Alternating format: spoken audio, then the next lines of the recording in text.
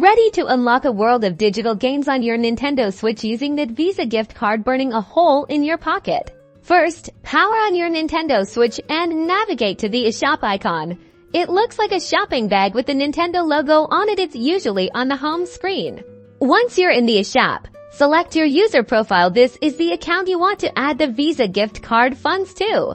Now scroll down on the left-hand menu until you find Add Funds to Account and select it. This is where the magic happens.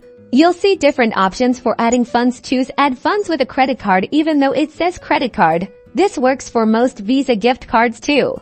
Now carefully enter the Visa gift card number, expiration date, and security code exactly as they appear on the card. Double check to make sure you haven't made any typos. Next, you will be prompted to enter your billing address. Use the address associated with the Visa gift card. If you didn't register an address, try using your own address. Select the amount you wish to add to your account. Remember that you may not be able to use the full balance of the gift card if the game or DLC is more expensive than the remaining balance. Review all the details to make sure everything is correct and select Add Funds. If the transaction is successful, you'll see a confirmation message showing the funds have been added to your Nintendo eShop account. Now go find some games to buy.